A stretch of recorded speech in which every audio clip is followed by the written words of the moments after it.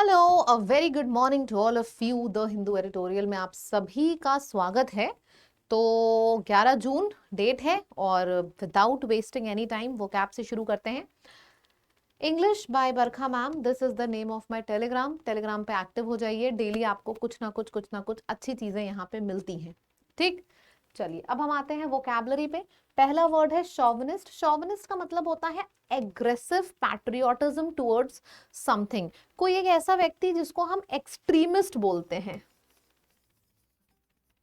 Extremist बोलते हैं, fanatic बोलते हैं, ये सब एग्जाम्स में बहुत पूछे जाते हैं। अब शॉविनिस्ट का मतलब, आप इसके पहले कोई भी शब्द लगा दो, जैसे आपने मेल शॉविनिस्ट बोल दिया, मतलब ये बंदा ना मेल को ही हमेशा सपोर्ट करेगा। फीमेल शॉविनिस्ट है, मतलब इसके लिए मेल्स कुछ नहीं है, हमेशा फीमेल का झंडा गाड़ेगी सबके सामने, तो दैट इज शॉविनिज्म। ठीक है। एक्सट्रीमिस्ट, आप एक ही ग्रुप को सपोर्ट करोगे, आप न्यूट्रल नहीं हो, इसको बोलते हैं। दूसरा है डिली डालिंग करना। डिली डालिंग मतलब ऐसी टाइम पास, फर्जी वाला, इधर टहल रहे हैं उधर टहल रहे हैं।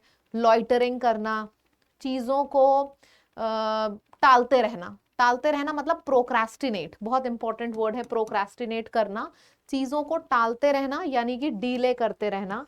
Dawdling is also a very important word, dawdling.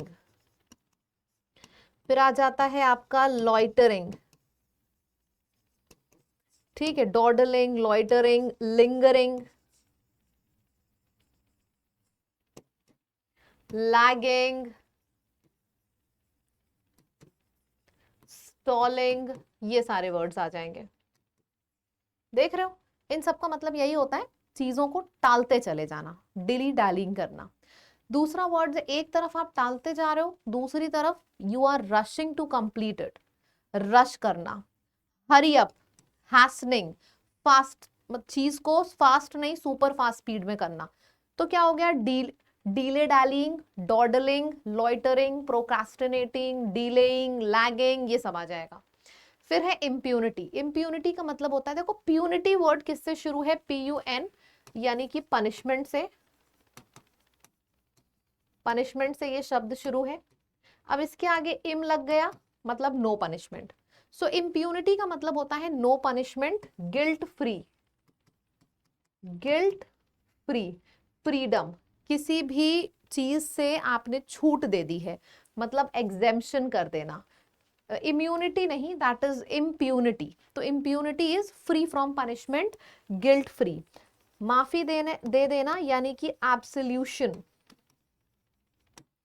Freedom, हर चीज का फ्रीडम है, छूट है, कोई पनिशमेंट नहीं है। फ्रीडम को आप एक तरीके से लिबर्टी भी बोल सकते हो। ये सारे वर्ड्स आ जाएंगे। ऑपोजिट है, एक तरफ आप एकदम फ्री फ्रॉम एवरीथिंग, दूसरी तरफ आपके ऊपर जिम्मेदारी है, मतलब अकाउंटेबिलिटी, लाइबिलिटी ऑफ समथिंग, है ना। तो एक तरफ फ्रीडम है, दूसरी तरफ जिम्मेदारी है किसी चीज की। इंपॉर्टेंट वर्ड है, नया वर्ड है वांटन। जैसे हम बोलते हैं ना क्रूअल, गंदा, इनह्यूमेन, तो वांटन भी एक एडजेक्टिव है। जब हमें किसी की बुराई करनी होती है ना, तो हम वांटन शब्द का यूज करते हैं। विच वर्ड, विच सुना है, विच, भूतनी, चुड़ैल, डब्लू से शुरू है, विच वांटन, ऐसे याद रखना, दोनों डब्लू से शुरू है, दोनों का मतलब होता है क्रूअल, बहुत ही गंदा इंसान, क्रूअल, बहुत ही ज्यादा गुस्से में रहने वाला, आउटरेजियस, लॉ को फॉलो नहीं करता है, लॉलेस हो गया, इनह्यूमेन हो गया, सेंसलेस, ये सारे शब्द होते हैं। ठीक, रेकलेस, गलत काम करना, शरीर से गंदगी निकलती है उसको मैल कहते हैं ना, तो गंदा काम करने वाले को मैलेशियस कहते हैं, मैलेशियस काम करना। विष मिला देना, तो विष कौन मिलाता है, जो गंदा इंसान होता है, विशियस। मैल भी गंदा होता है, विष भी गंदा होता है, विष से बना है विशियस, मैल से बना है मेलिशियस। उसके बाद विच, वांटन, क्रूअल, इनह्यूमेन, ये सारे वर्ड्स हो जाएंगे। इसका ऑपोजिट है, बंदा बहुत अच्छा है, काइंड है, नाइस है, very nice person, very good, ये सब हो जाएगा। मेलेफैक्टर्स, देखो मैल से शुरुआत है, इसका मतलब है, शब्द तो नेगेटिव है, मेल फैक्टर्स मतलब बात हो रही है उन गंदे ऑफेंसेस की, वो लोग जो गंदे काम करते हैं या फिर गंदा काम। अब कौन कौन करने वाले हैं, जो क्रिमिनल्स हैं, ऑफेंडर्स हैं, रॉन्ग डूअर्स हैं, लॉ ब्रेकर्स हैं, लॉ को ब्रेक करना तो लॉ ब्रेकर्स हो गए। इवल काम करना तो इवल डूअर्स हो गए। कल्प्रिट है, और कौन सा है, हिंदी मूवी में विलेन वर्ड बहुत बार सुना होगा, तो विलेन हो गया। पर पेट रेटर्स, परपेट्रेटर्स हो गया। एक अच्छा वर्ड है डिलिंक्वेंट्स, डेलिंक्वेंट्स हो गया। लॉ को ब्रेक करना लॉ ब्रेकर्स, इविल काम करना इविल डूअर्स, कल्प्रिट विलेन। अभी वैंटन कराया था, गंदे इंसान को वैंटन भी कहते हैं, वैंटन भी आप लिख सकते हो। परपेट्रेटर्स, डिलिंक्वेंट्स, ट्रांसग्रेसर्स, ट्रांसग्रेसर्स, तो ये सारे वर्ड्स हो गए जिसका मतलब होता है गंदे काम करना, गलत काम करना। Culprit, villain. ऑपोजिट है बंदा बहुत अच्छा है, इनोसेंट है, सेंट है, साधु संत महात्मा है। फिर आ जाता है कोर्स। कोर्स वर्ड को जब आप लिखोगे, जब आप बोलोगे तो अपने आप फोर्स वर्ड मुंह से निकलेगा। कोर्स, फोर्स, जबरदस्ती करना, किसी को कंपेल करना कुछ काम करने के लिए, जबरदस्ती करना है ना, किसी के ऊपर प्रेशर डालना, कंपेल करना, किसी को जबरदस्ती आप थ्रेटन कर रहे हो कि भाई ये काम करो ही करो, है ना। और क्या लिख सकते हो, डोमिनेट करना। तो ये सारे शब्द हो जाएंगे। ऑपोजिट है, एक तरफ प्रेशर डाल रहे हो, कंपेल कर रहे हो कोई काम करने के लिए, दूसरी तरफ परसुएड करना। मतलब समझो, एक तरफ प्रेशर डाल के काम करा रहे हो, दूसरी तरफ इनकरेज करके काम करा रहे हो। एक तरफ प्रेशर, दूसरी तरफ इनकरेज, तो ये हो गया आपका दूसरा वर्ड। अरे सॉरी, इसके बाद कुछ, हाँ इसके बाद भी बचा है, स्ट्राइफ है, फाइट है। अच्छा देखो, इसका मतलब क्या होता है, अगर हम बात करते हैं स्ट्राइफ की, लड़ाई झगड़ा, फ्यूड, रैथ, ये सारे वर्ड्स आ जाएंगे। आप चाहो तो यहां पे लिख सकते हो feud, wrath, dispute, turmoil, unrest, ये सारे सब शब्द हो जाएंगे। स्ट्राइफ, लड़ाई झगड़ा, कलेश से बना क्लैश, कॉन्फ्लिक्ट। ऑपोजिट है शांति, पीस, हार्मनी। अच्छा नेक्स्ट वर्ड है वेंजियंस। वेंज वर्ड देखो, रिवेंज वर्ड लिखो, रिवेंज। जब आप रिवेंज लिखोगे, देखो रिवेंज में भी वेंज आ रहा है, वेंजियंस की शुरुआत में भी वेंज आ रहा है, दोनों का मतलब यही होता है बदला लेना। रिवेंज, रिटालिएट, फिर आपका हो जाएगा रिप्रेजल, पे बैक करना, ठीक है। और क्या हो जाएगा, पे बैक करना, रेप्रेजल, रिटालिएशन, रिवेंज, वेंजेंस, बदला लेना। ऑपोजिट है फॉरगिव कर देना, किसी के ऊपर मर्सी कर लेना, फॉरगिव कर देना, मर्सी कर लेना, किसी के ऊपर पार्डन कर देना, माफी दे देना किसी को।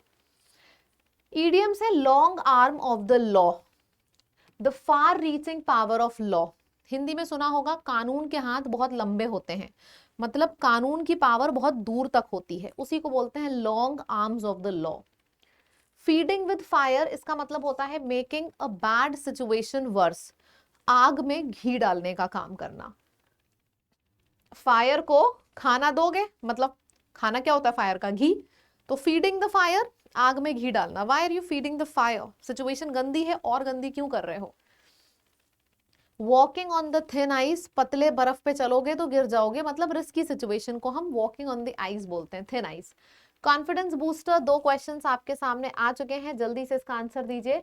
विच word is closest in the meaning to vengeance, venge है, वेंज से बना रिवेंज यानी कि बदला लेना, रिटालिएशन, पे बैक करना, ईंट का जवाब पत्थर से देना, कोर्स यानी कि फोर्स, किसी को किसी से कोई काम जबरदस्ती कराना, इसका ऑपोजिट क्या होगा, इनकरेज करके कराना।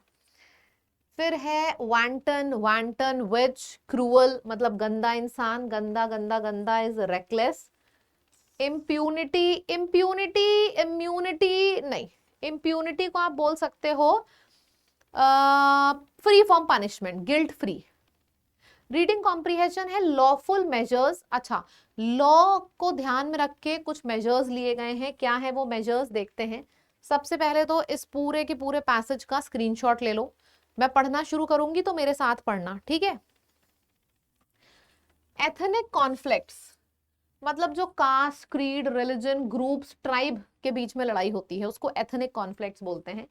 Ethnic conflicts unlike other variants of strife, बहुत तरीके होते हैं लड़ाई के, लेकिन ये जो एथनिक कॉन्फ्लिक्ट है ये सबसे ज्यादा डिफिकल्ट लड़ाई होती है खत्म करने के लिए। ये खत्म होती ही नहीं है क्योंकि इसका नेचर और लेवल बहुत ज्यादा सदियों से चली, कम्युनिटी से चली लड़ाई झगड़े पे डिपेंड करता है। आपने इसीलिए सुना होगा जब ट्राइब्स के बीच में या कम्युनिटी के बीच में एथनिक कॉन्फ्लिक्ट होता है तो वो खत्म करना बहुत मुश्किल होता है। बाकी हर फॉर्म ऑफ लड़ाई ओवर हो जाता है, लेकिन ये फॉर्म ऑफ लड़ाई ओवर करना बहुत मुश्किल होता है। यहाँ पे यही लिखा है, this persecution complex is fed by those. अच्छा, ये जो कॉम्प्लेक्सिटी है ये वो लोग और ज्यादा बढ़ा देते हैं जो पैशन देते हैं कुछ एक्सटेंट तक, taking a position on reconciliation through mutual compromises and peace building becomes difficult. मतलब ये वो लोग जो होते हैं जो कभी भी कॉम्प्रोमाइज होने ही नहीं देते हैं, वो इस चीज को बहुत ज्यादा बढ़ा देते हैं। आगे देखो, इसमें यह भी लिखा है कि ऐसा नहीं है कि ग्रुप में कुछ लोग ऐसे होते हैं जो चाहते हैं लड़ाई झगड़ा खत्म हो जाए। यहाँ पे लिखा गया है साइलेंट मेजॉरिटी होती है लोगों की जो कि फेवर करता है, मतलब लड़ाई झगड़ा खत्म करना चाहता है, लेकिन कुछ लोग ऐसे होते हैं जो रिकंसाइलेशन नहीं चाहते हैं, जो भड़काया करते हैं, फीडिंग दी फायर, आग में घी डालने का काम करा करते हैं। जैसे 10 लोगों का ग्रुप है, उसमें से 6 लोग सोचेंगे क्या यार लड़ाई झगड़ा करना, चलो बंद करते हैं, तुम अपने काम में खुश, हम अपने काम में खुश, लेकिन वो 3 लोग बीच में घुसते रहेंगे हमेशा। तुम कैसे भाई भूल सकते हो, भूल गए तुम्हारे माँ बहनों के संग क्या हुआ था, अरे भूल गए कैसे उन लोगों ने क्या किया था, भले ही उन लोगों ने भी खुद कुछ वही किया हो, लेकिन वो लोग आग डालने का काम करेंगे, लड़ाई खत्म होने ही नहीं देते हैं। ग्रुप में कुछ ऐसे लोग होते हैं जो चाहते हैं खत्म हो जाए। यूजिंग थ्रेट्स बाय ब्रांडलिशिंग आर्म्स, अब ये थ्रेट मतलब डराते हैं आर्म्स का यूज करके। शोविनिस्ट मतलब जो एक्सट्रीमिस्ट सेक्शन होता है वो चाहता है वो उन आवाजों को बंद करना और अपने फियर से फर्दर रिवेंज बढ़ाना। ड्रिलिंग फियर मतलब लोगों के बीच में कहर बनाए रखना, लोगों के बीच में बदले की भावना जगाए रखना, ये करते हैं ये लोग। That seems to be the case with Manipur too, ये सिमिलर केस मणिपुर के साथ भी है। खूब ढेर सारे महीने हो गए, पहले सरकार ने डीली डालिंग करी, मतलब चीजों को थोड़ा सा टाला, लेकिन अब सरकार एक्शन में आई है। द भारतीय जनता पार्टी की जो गवर्नमेंट है उसने फाइनली डिसाइड कर लिया है कि ऐसे लोगों को हम पकड़ेंगे, सजा देंगे, long arms of the law, क्योंकि जो कानून के हाथ हैं वो बहुत लंबे हैं। तो ऐसे लोग जो हैं जो चाह रहे हैं लड़ाई होती रहे, लड़ाई खत्म ना हो, हम लोग ऐसा नहीं होने देंगे और ऐसे लोगों पे स्ट्रिक्ट एक्शन लिया जाएगा। ये बीजेपी ने बोला है। पहले काफी टाइम तक कुछ नहीं बोला बीजेपी ने, लेकिन अब बोला है कि पकड़ के मारेंगे ऐसे लोगों को। क्वेश्चन आपके सामने है, which of the following best explains why ethnic conflict are harder to resolve. मैंने बताया था ना एथनिक कॉन्फ्लिक्ट क्यों मुश्किल होता है, एथनिक कॉन्फ्लिक्ट खत्म करना। हर तरीके की लड़ाई खत्म हो जाती है, लेकिन एथनिक कॉन्फ्लिक्ट खत्म करना क्यों मुश्किल होता है। इंटरनेशनल इंटरवेंशन बिल्कुल नहीं, इकोनॉमिक स्टेट्स इन्वॉल्व इन सच नहीं, कोई इकोनॉमी नहीं इन्वॉल्व होती है। इमोशनल ग्रीवेंसेस इन्वॉल्व होते हैं, दादा परदादा के टाइम से लड़ाई चली आ रही है, इमोशंस इन्वॉल्व हैं, तो उसको खत्म करना बहुत मुश्किल है। What does the passage imply about the role of public sentiments in law enforcement during ethnic conflicts like the one in Manipur? Public sentiments always support strict legal actions, kabhi nahi. Widespread public support empowers extremist group and hinders law enforcement. हाँ, ये चीज होती है। अब आप सोच रहे होगे ये चीज पैराग्राफ में तो नहीं दी है। इम्प्लाई का मतलब होता है कि पैराग्राफ से निष्कर्ष निकालो, तो निष्कर्ष यही निकलता है कि बहुत ज्यादा पब्लिक सपोर्ट, मतलब पब्लिक का सपोर्ट होता है तभी जो एक्सट्रीमिस्ट ग्रुप को पावर मिलती है। बात समझ में आ रही है? ऐसा नहीं है कि मैंने बोला था ना ग्रुप में कुछ लोग ऐसे होते ही हैं जो चाहते ही नहीं लड़ाई खत्म हो। चलिए जी, अब आपके सामने आ जाता है ये क्वेश्चन। इसमें से 4 वर्ड्स उठाने हैं आपको, एनी 4 और इसका आपको सिनोनिम लिखना है। If you really like the session you will write the synonym. And नए स्टूडेंट्स हैं तो सब्सक्राइब करिए। एक और इन्फॉर्मेशन दूंगी, 11 AM का लाइव सेशन आज जरूर करिएगा। 11 बजे मेरी लाइव क्लासेस होती हैं। मैं उसमें आपसे डिस्कस करूंगी कि आगे हम सीजीएल को कैसे टारगेट करेंगे और हम किस तरीके के सेशंस यूट्यूब पे लेंगे, किस तरीके की एनालिसिस यूट्यूब पे लेंगे, ये हम आगे टारगेट करेंगे। ठीक, तो ये आप देखिए। अच्छा, ये चीज समझ लो, मंजिल हमारा जो बैच है ये फाउंडेशन बैच है। इनफैक्ट ज्यादा एप्ट होगा बोलना, ये लास्ट फाउंडेशन बैच है। इस फाउंडेशन बैच में सारे टीचर्स ने मिलके साथ में आके आपका कोर्स कंप्लीट किया है आपके एग्जाम से पहले। 6-6, 7-7 घंटे की क्लासेस हो रही हैं इसमें। ये लास्ट फाउंडेशन बैच है। इसके बाद मैं फिर से दोहरा रही हूँ, फाउंडेशन बैच 2025 के लिए नहीं आएगा। अब अगर फाउंडेशन बैच आएगा तो वो 2026 की प्रिपरेशन के लिए आएगा, 25 के लिए लास्ट है। तो अगर अभी भी आप की आंखें मैं खोलने में कामयाब हो पा रही हूँ तो खोल लीजिए और इसमें एडमिशन ले लीजिए। बहुत जरूरी होता है एक प्रॉपर ट्रेनिंग लेना, एक प्रॉपर। ऑफलाइन में तो मेरा हमेशा से मानना रहा है बहुत टाइम वेस्ट होता है आने जाने में। ऑनलाइन कोचिंग लेना बहुत जरूरी है। ठीक है, तो इसको लीजिए, लैब की ऐप पर जाइए, लाइव कोर्स पे जाइए, वहां से इस बैच में एडमिशन लीजिए और लैब का जो कोड है इस कोड का इस्तेमाल करिए ताकि आपको डिस्काउंट मिल जाए। ठीक है, चलिए 11 बजे लाइव क्लास में मिलते हैं। नए हैं तो चैनल को सब्सक्राइब कर लीजिए और कमेंट में लिख के बताइएगा सेशन कैसा लगा। Thank you so much.